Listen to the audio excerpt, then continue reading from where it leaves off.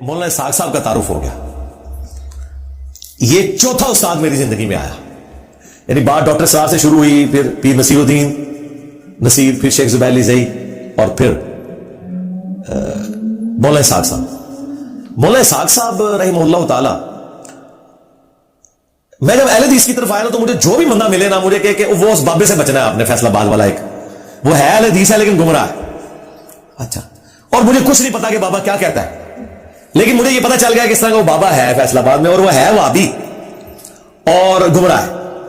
اچھا, وہ جو بندے بھی چینج ہوتے تھے نا, جس طرح اہل حدیث میں آپ کوئی تحقیق کرتا ہے نا تو اس کو کہتے ہیں انجینئر سے بچنا ہے, تو اس زمانے میں وہ کہتے تھے مولانا اسحاق سے بچنا ہے. اچھا, پھر شیخ زبیر صاحب نے بھی مولانا اسحاق صاحب کے خلاف ایک مضمون لکھا ہوا تھا, اہل حدیثوں کے کہنے کے اوپر تھا.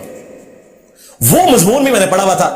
وہ مضمون بھی یہ تھا کہ وہ جس طرح کوئی ضعیف واقعہ بیان کرتے اس طرح اس قسم کے مضامین تھے. میں نے شیخ زبیر صاحب سے پوچھا کہ میں نے کہا مجھے جو بھی اہل حدیث ملتا ہے نا اسے پتا چلتا ہے یہ بندہ اہل حدیث کی طرف آیا, تو مجھے ایک ہی مسئلہ دیتا ہے کہ مولوی اسحاق کو نہیں سننا. تو میں نے کہا مولانا اسحاق کے بارے میں آپ کا موقف کیا ہے؟ تو شیخ زبیر صاحب نے پہلا جملہ بولا, مجھے کہتے ہیں بابا بڑی چیز ہے علی بھائی, بڑی چیز ہے وہ بابا, وہ اسپیکنگ پاور تو بلا کی ہے مولانا صاحب کی, باقی تو شاہی کو نہیں ان کے مقابلے میں, اور جتنا ان کا ورسٹائل نالج تھا. تو شیخ زبیر صاحب نے بھی کچھ ویڈیوز ان کی دیکھی ہوئی تھی, سی ڈیز کی فارم میں اس وقت آتی تھی. تو مجھے کہنے لگے کہ وہ نا لیکن وہ بابا گمراہ ہے. تو میں نے کہا جب اتنے گمراہ چیک کیے تو ایک گمراہ اور چیک کر لیتے ہیں. ہاں, اب اللہ تعالیٰ نے مجھے گائیڈ کرنا تھا. انہی دنوں میرے آفس میں ایک بندہ ایسا آیا جو انجینئر یونیورسٹی میں, وہ بھی دعوت اسلامی میں تھا, مجھ سے ایک سال جونیئر تھا جب میں دعوت اسلامی میں تھا, اور وہ مولانا اسحاق کو ملنے جا رہا تھا. وہ مجھے دیکھ کے حیران ہوا کہ میں اہل حدیث ہو چکا ہوں اور وہ اہل حدیث سے بھی آگے جا چکا ہوا ہے. تو نا وہ جب اس نے مجھے کہا میں نا وہ ایک بہت بڑے اس دور کے عالم دین ہے فیصلہ آباد میں, بہت بڑے اسلامک اسکالر ہیں, تو میں انہیں ملنے جا رہا ہوں. میں نے کہا کون؟ تو کہنے لگے وہ مولانا اسحاق صاحب ہیں. میں نے کہا یہ وہ جو بابا جی ہیں؟ کہتے ہیں ہاں. اچھا, کہتے ہیں آپ نے سنا؟ میں نے کہا ان کے بارے میں نے سنا ہوا ہے, لیکن آپ جا رہے ہو نا کچھ سی ڈیز ان کی لے آنا وہاں سے, تو میں نا وہ دیکھوں گا, کیونکہ اس زمانے میں یوٹیوب انٹرنیٹ کون گھر میں لگواتا تھا, اسپیڈ بھی کدھر, اور یہ تو بعد میں ذرا بوم آیا نا 2015 کے اندر جا کے. تو اور مجھے اتنا پتا بھی نہیں تھا کہ یوٹیوب چینل بھی اس طرح کی کوئی ویڈیوز بھی, یہ ایک چینل بھی جو بنایا تھا وہ ہمارے کسی اسٹوڈنٹ نے بنایا تھا, وہی اپلوڈ کرتا تھا. میں نے کبھی یوٹیوب یوز بھی نہیں کیا تھا, میں نے 2014 کے بعد اسے استعمال کرنا شروع کیا. تو وہ کہنے لگا ٹھیک ہے میں آپ کے لیے سی ڈیز لے آؤں گا. وہ آیا تو پھر کچھ عرصے بعد اس نے مجھے سی ڈی لا کے دی. آفس میں نا میرے وہ سی ڈی روم بھی تھا. میں نے جب پہلی سی ڈی مولانا اسحاق کی ڈالی نا, آپ یقین کریں میں نے جب وہ ویڈیو کھولی نا تو وہ بندے کو عادت ہوتی ہے نا جلدی جلدی پتا لگے کیا کہنا ہے. میں نے جناب وہ کلک کر کے نا وہ جو پہلی ویڈیو کھولی تھی نا, میں نے کلک کر کے آگے کی نا, تو جو پہلا جملہ میرے کانوں پہ پڑا نا وہ صحیح بخاری کی 4108 تھی. ہاں, کہ تم میں جو خلافت چاہنے والا ہے اپنا سینگ اٹھائے, میں اس کے باپ سے زیادہ خلافت کا حقدار ہوں. یہ جو حضرت معاویہ نے خطبہ دیا تھا مدینہ شریف میں عبداللہ بن عمر کی طرف کنایا کر کے, لو جی منو تے تھلو لگی آگ تے اتو نکلی. اچھا, اور وہ عربی باتیں پڑھ کے فل بدی اس طرح ترجمہ کرتے تھے جیسے ہم اتنی فل بدی پنجابی بھی نہیں بول سکتے جتنی وہ پنجابی وہ بولتے تھے, اور اپروپریٹ ورڈز یوز کرتے تھے. میں نے جناب اتنی سی ڈی روک لی.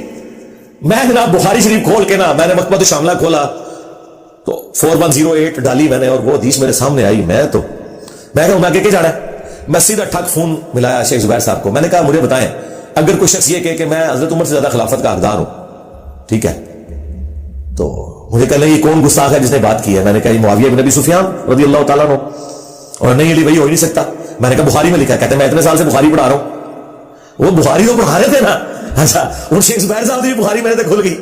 ٹھیک ہے, اچھا میں نے کہا لکھا ہوا بخاری میں, آپ چیک کریں. اچھا خیر, میں آفس کی گاڑی میں واپس جا رہا تو مجھے شیخ زبیر صاحب کی کہا, مجھے کہتا ہے کہ بھائی واقعی لکھا ہوا یار, کتنا گستاخ تھا یار یہ, اس نے حضرت عمر کی گستاخی کی ہے. ٹون ہی بدل گئی شیخ زبیر صاحب کی, اس لینگویج میں نا وہ بات کرنا شروع ہو گئی.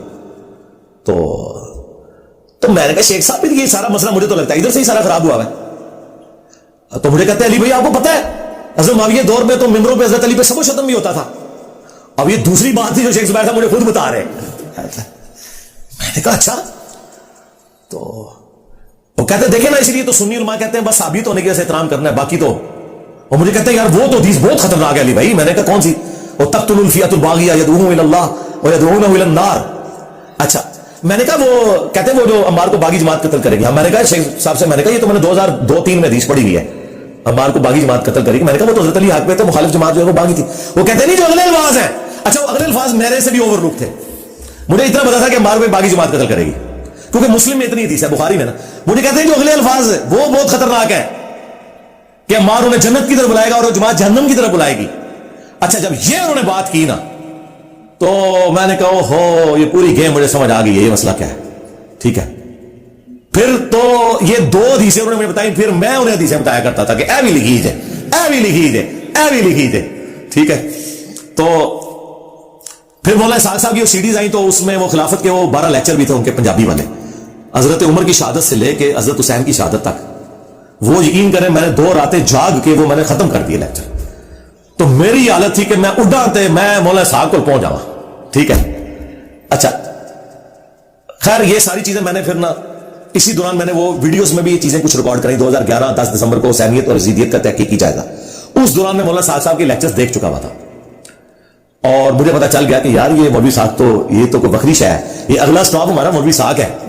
اچھا وہ جب میرا لیکچر ریکارڈ ہوا نا اس وقت تک ہماری یوٹیوب کی ویورشپ جو ہے نا زیادہ سے زیادہ 100 150 133 95 80 70 ہوتی تھی. ظاہر ہے مجھے کسی پلیٹ فارم نے لانچ کرنا تھا تو میں نے لانچ ہونا تھا نا، خود کیا بندے نے لانچ ہونا ہے.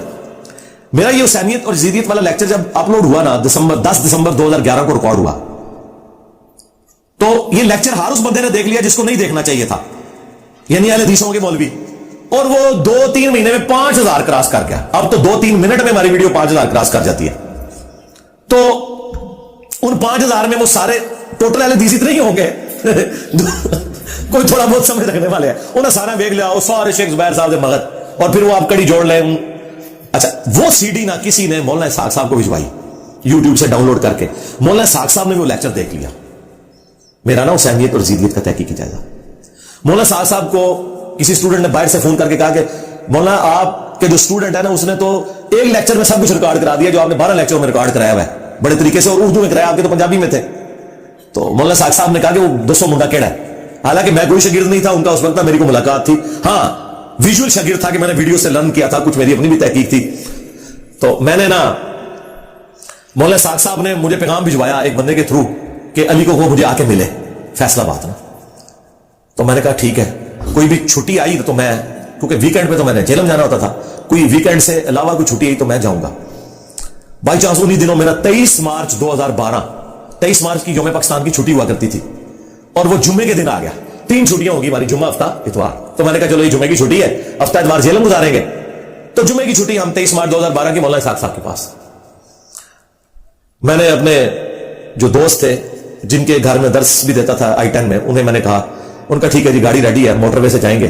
اور ثاقب اکبر صاحب کے پاس بھی ان دوران میں شیعہ کے پاس بھی جاننا شروع ہو گیا، لیکن ثاقب اکبر صاحب جو اتحاد امت پہ کام کرنے والے شیعہ، وہ رافضی ٹائپ نہیں، اس طرح کے شیعہ نہیں، رحمہ اللہ تعالیٰ. یہ میرے 5ویں استاد تھے، وہ فوت ہو چکے ہیں. ان سے میں نے ٹالرنس سیکھی. شیعہ کے فرقے کو میں نے اڈاپٹ تو نہیں کیا، لیکن میں نے اہل حدیث ہوتے ہوئے، سنی ہوتے ہوئے شیعہ کے ساتھ انٹریکشن شروع کیا کہ میں نے آبزرو کروں گی کیسے سوچتے ہیں. کیونکہ حضرت معاویہ والے مسئلے میں، یزید کے مسئلے میں تو ہم ایک پیج پہ آ چکے تھے، سوائے ایک ڈیفرنس کے کہ وہ تھوڑا ایکسٹریم تھے. لیکن ثاقب اکبر صاحب ایکسٹریم نہیں تھے. وہ کہتے تھے میں انہیں صحابی مانتا ہوں، ان کا معاملہ اللہ کے سپرد ہے. باقی حضرت علی کے استاد وہ بغاوت کی، وہ اقلاد آباد، باقی وہ سب و شتم کے قائل کوئی نہیں تھے. توحید بھی ان کی مارے والی تھی. تو وہ بھی 2010 سے ٹل ان کی ڈیتھ تک اچھا ان کے ساتھ رہا. پاکستان کے دینی مسالک، ان کی کتاب بھی میں نے آپ لوگوں کو تعارف کروائی ہے. تو مولانا اسحاق صاحب کے وہ بھی بڑے عاشق تھے. انہوں نے کہا کہ جب بھی تم گئے مجھے بھی لے کے جانا، انہیں بھی ہم ساتھ لیں گے. ایک سوال، وہ 40 کوسچن بھی مولانا اسحاق میں اینڈ پہ جا کے ان کا بھی ریکارڈ ہے آڈیو میں، یعنی وہ پیچھے بیٹھے ہیں، ویڈیو میں تو میں بھی نہیں نظر آ رہا، میری آواز ہے کیونکہ کیمرہ ایک تھا نا. 23 مارچ 2012 کو ہماری ملاقات ہوئی اور یہ ریکارڈنگ جمعے سے پہلے ہو چکی ہوئی تھی، چونکہ ہم صبح پہنچ گئے تھے وہاں 10:30 بجے. کیمرہ مین کو انہوں نے بلا لیا، میں نے 40 کوسچنز لکھے ہوئے تھے اور وہ میں نے وہی زیادہ تر یہ سنی شیعہ کنفلکٹ پہ کیے.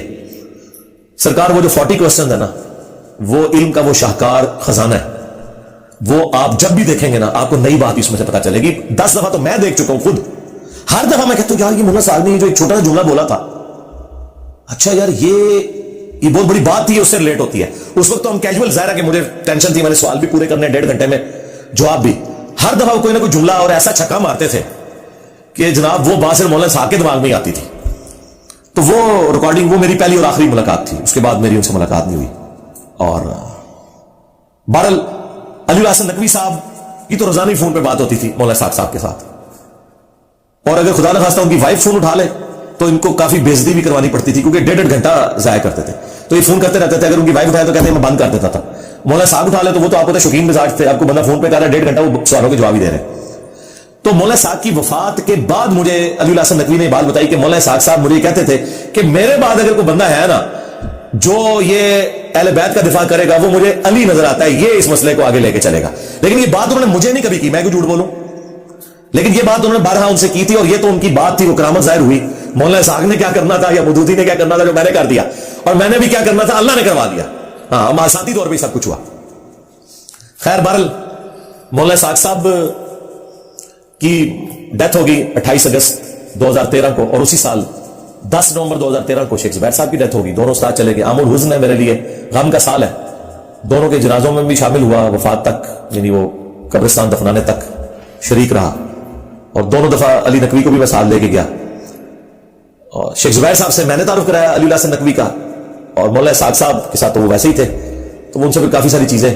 تو جب ہماری بول چال آپس میں بظاہر بند ہو گئی تھی تو میں نے جو مسئلہ پوچھنا ہوتا تھا نا, تو میں علی نقوی کو کہتا تھا آپ نہ شیخ زبیر صاحب کو فون کر کے یہ مسئلہ پوچھو, کیونکہ ہم نے تو یہ طے کیا تھا اب ہم قیامت والے دن ملیں گے. اور یہ ساری نوست یہ اہل حدیث مولویوں کی وجہ سے تھی, کیونکہ وہ انہیں تنگ کرتے تھے, تو وہ جان اسی طرح چھڑا سکتے تھے کہ میرا اس سے کوئی رابطہ نہیں ہے, اور واقعی وہ رابطہ کرتے بھی نہیں تھے. اور شیخ زبیر صاحب کو بھی نہیں پتا ہوتا تھا کہ میں پوچھوا رہا ہوں یہ مسئلہ. علی نقوی کو کہتا تھا تم اپنے ہیڈ سے پوچھو. بہرحال یہ سارے معاملات اس حوالے سے چلتے رہے. مولانا صاحب سے جب میں مل کے نکلا نا, تو میں یہ نہیں کہتا ہوں کہ 2012 میں 23 مارچ سے پہلے جو انجینئر علی مرزا تھا نا, اور 2012 23 مارچ کے بعد کا جو انجینئر علی مرزا زمین و آسمان کا فرق ہے. مولانا صاحب سے میں نے 2 ایسی چیزیں سیکھی ہیں جو کسی اور نے نہیں مجھے سکھائی.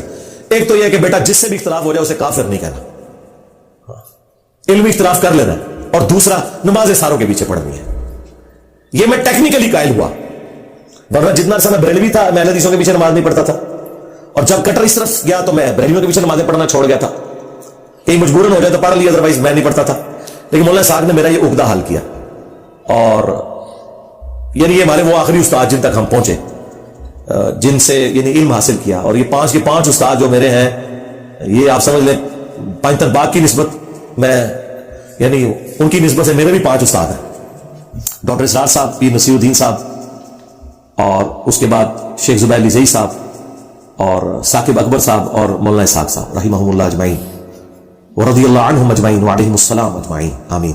ہم تو دعا ہی کر سکتے ہیں جی آج کے اس دن 100 نمبر پبلک سیشن میں, جہاں اپنے اسٹوڈنٹس کو یاد کیا جو فوت ہو چکے ہیں, تو اپنے استادوں کو بھی یاد کرنا چاہیے. میں تو روزانہ انہیں دعاؤں میں یاد رکھتا ہوں, اور ان کی تعلیمات ویڈیوز کی شکل میں جتنی تھیں وہ اللہ کا شکر ہے استفادہ ہے, ہم نے ویلیو ایڈیشن کر کے ان کو مزید بہتر انداز میں لوگوں تک پہنچایا. تو یہ فرقہ واریت کا بند بھی ٹوٹ گیا مولانا صاحب کی وجہ سے, ٹالرنس بھی آ گئی, اور یہ والے مسائل بھی کلیئر ہو گئے. فرقہ وارانہ جو ایک ایشو تھا سنی شیعہ کنفلکٹ پہ, جتنا بڑا کام مولانا صاحب نے کیا ہے اسلامک ہسٹری میں کسی نے نہیں کیا میرے علم کی حد تک.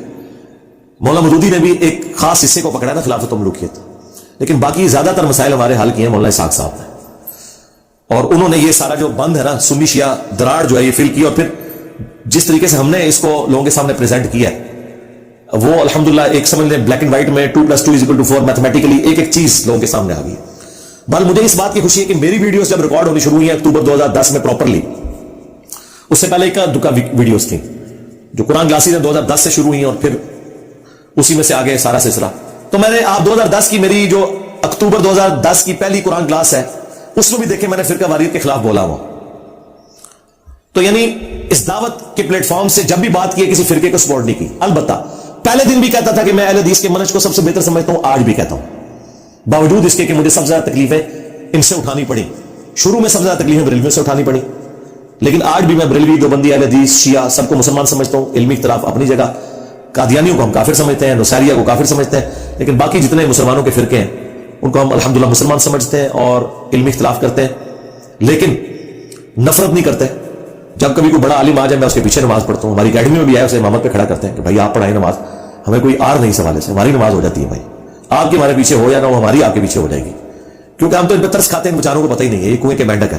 میں اس چیز کو سمجھ سکتا ہوں کیونکہ میں 5 سال انجینئرنگ یونیورسٹی میں نے ایک نماز بھی جماعت سے نہیں پڑھی مسجد میں, کیونکہ دیوبندی امام تھا, اور ویسے میں مسافر ہوتا تھا تو میں نماز اپنی ہی پڑھتا تھا.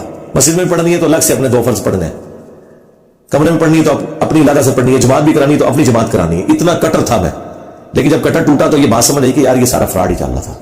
اللہ کا شکر ہے ایک ایک کر کے یہ سارے معاملات اللہ تعالیٰ نے عقدے حل کیے، اور اس دعوت حق کو اللہ تعالیٰ نے یہ پذیرائی دی سوشل میڈیا کی برکت سے۔ 2015 تک تو میری جتنی ویڈیوز ریکارڈ ہوئی ہیں درجنوں، کبھی کسی مولوی کی میں نے تصویر نہیں لگائی تھی، تھم نیل بھی نہیں ہوتا تھا، تھم نیل تو ہم نے 2017 میں بنانے شروع کیے، اس سے پہلے 9 سال ویڈیوز ریکارڈ ہو چکی ہوئی تھی، سینکڑوں ویڈیوز۔